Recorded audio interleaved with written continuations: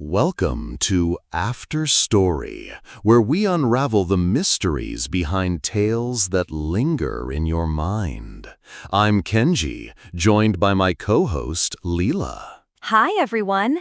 Today, we're diving into The Shadows and the Silence, a story set near Japan's majestic Mount Fuji. Maria, a 17-year-old exchange student from the Philippines, arrives in a quiet town. She lives with Ayako's family. Ayako, a strict single mother, Kana, a psychology student, and Sota, a teen obsessed with samurai and the Bushido code. Things get heavy fast. Ayako pressures Sota to excel in school, but he's drawn to Aokigahara Forest, seeing it as a sacred escape.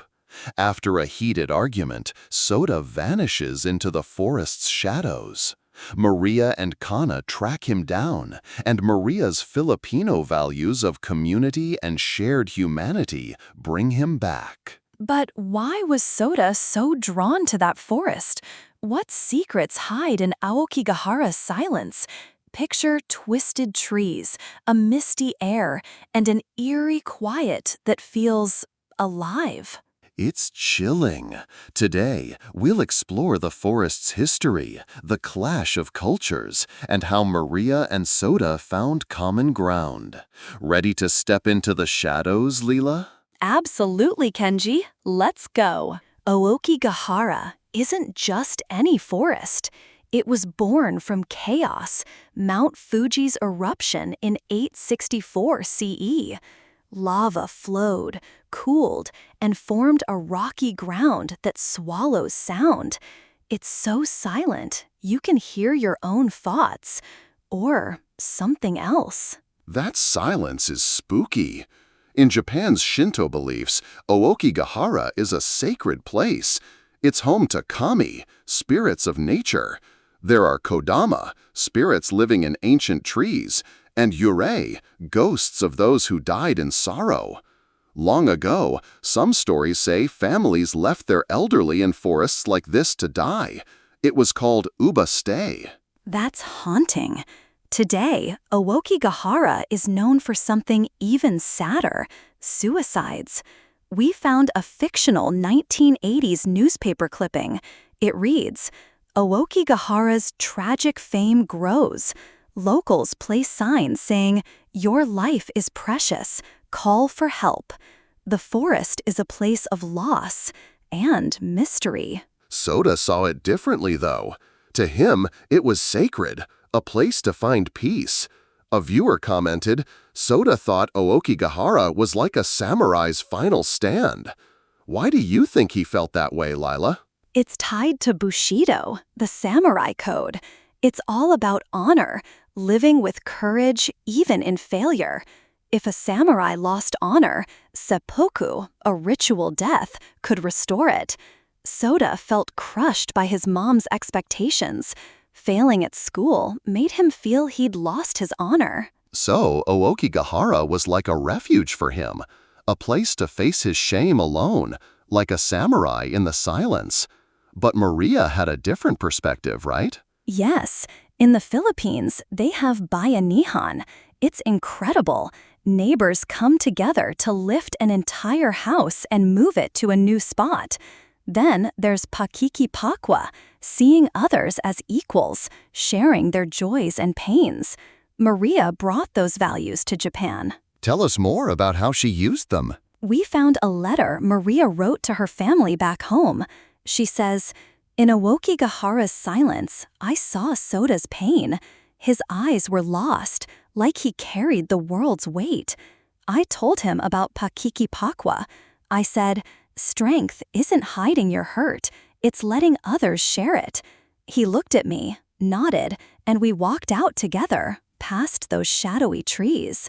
Oh, it's so moving." That gives me goosebumps.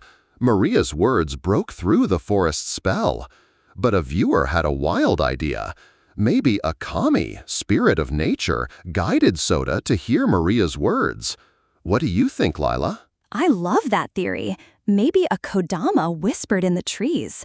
But I think Maria's heart was the real guide. That silence in Aokigahara, It made Sota stop, breathe, and listen to her. Later, he wrote in his notebook, reflecting on it all. Oh, what did his notebook say? He wrote, "Samurai stand tall alone, but true honor is standing with others. Maria showed me strength in community, like a new Bushido for my heart. That's beautiful." Imagine Sota now, standing at a Shinto shrine near Mount Fuji. He lights incense, bows to the kami, and thanks them for his lesson. He opens his notebook, writing a new story, one where samurai honor meets the power of togetherness. And Maria? She's back in the Philippines, at a village gathering. She stands under a mango tree, telling everyone how bayanihan worked in a faraway forest. She says, helping Sota felt like home, even in that eerie place. A viewer wrote, Maria's idea reminds me of my village rebuilding after a typhoon. That's what makes this story so special.